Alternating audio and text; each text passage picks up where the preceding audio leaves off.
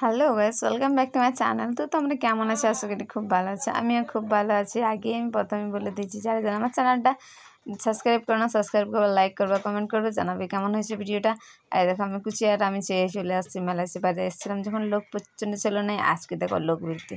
যেহেতু আজকের ওয়েদারটা ভালোর জন্য আজকে মানে মনে হচ্ছিলো যে আর একটু মেলাটা দেখে আসে। অনেক দিন থেকে আসতে চাইছিলাম, তোমাদের দাদাও আসতে দিচ্ছিল না। যেহেতু কাজ থেকে এসলে প্রচণ্ড আলা হয়ে যায়, বাইরে ঘরে মানে ঘরে থাকতে পারি, সেই জন্য ওর কাছে বসে গল্প করতে পারে সেই জন্য। কিন্তু আমার মন মানছিল না, মেলার দিকে প্রচণ্ড টান হয়েছিল আমার। না সামনে মেলা হলে একদিনও মিস করতে ইচ্ছে করে না। আর এখানে দেখো ব্রেক ডান্সে অনেক লোক চেপেছে, অনেক লোক। আর এই ধারেটা না এটা চলছেই না, কিছু হয়ে গেছে জানি না। আর এরা কিন্তু অনেকটা ঘুরছে। তারপরে গেলাম অন্য দিকে, চলো একদিকে ঘুরতে। আর আমাকে এমনভাবে লোক দিয়েছিল যেন আমি কোনো সেলিব্রিটি চলে আসছি, অনেক বড় সেলিব্রিটি। তো সেরকম লোক দিয়েছিল। আর দেখো কত চিতাবাঘ, কুত্তা, অনেক কিছু ঝুলানো ছিল। তো যাই হোক, অনেক প্রচণ্ড ভিড় ছিল। আজকে ঝুমুর হবে সেই অনুষ্ঠানের জন্য।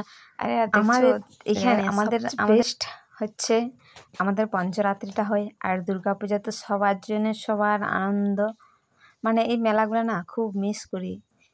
কেমন মনে হয় না এগুলো যখন কোনোদিনই না যায় এরকমই রয়ে যায়। কিন্তু কী করবো, এটাতে 15 দিনের শ্রাবণ মেলা যেতে। এরপরে আমাদের ঈদ মেলা হবে। ঈদ মেলাটা এই মাঠটা হবে না, অন্য মাঠে হবে। তো যাই হোক, যতটা পারবো তোমাদের সাথে শেয়ার করতে ততটাই আমাকেও ভালো লাগবে। তোমরাও দেখো আমাদের দিকে কেমন মেলা হয়, কত ভিড় হয়। সেরকম লোক আসে না, যেহেতু 14-15 দিন মেলা হলে সেরকম মানুষ থাকে না, তাও আসে। আর আমরা তো সব দিনের মেহমান, আমাকে মিস করতে চাই না। মানে এই 15টা দিন আমি যে মানে মনে হচ্ছিলো এই দিনগুলো যেমন আরও বারবার ঘুরে আসে, মিস করতে চাইছিলাম না। কারণ হচ্ছে মানে এই ফুর্তি আনন্দ, এই মানে এই লোকজনের সাথে দেখা হবে, কিছু কথা হাই হেলো হবে সবার সাথে। এই দিনগুলো না আর মনে হয় ঘুরে পাবো না। কবে যে আসবে এই দিনগুলো, খুব মিস করছি শ্রাবণ মেলাতে আমাকে।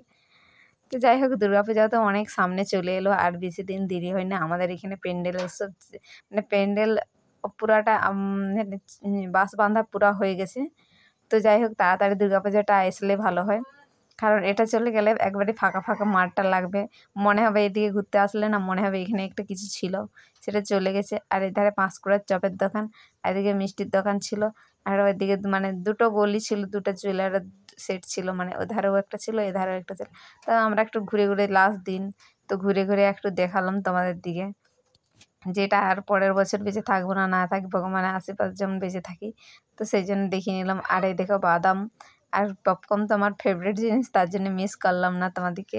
আর এদিকে লটারি ছিল চারদিকে। আর অতটা লোক হয়নি, মানে সব দিন মেলায় কেউ আসতে চায় না, অনেকেই এসে।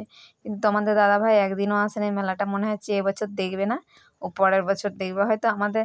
আর দুর্গাপূজাটা এত আমাদের সামনে, না এত ঘরে থেকে মানে দুয়ার থেকে বেরোলেই দেখতে পাবো দুর্গা প্যান্ডেলটা। তো বন্ধুরা, এই পর্যন্ত ব্লগ। ভালো থেকো সবাই, সুস্থ থেকো। আবার দেখা হবে পরবর্তী ব্লগে।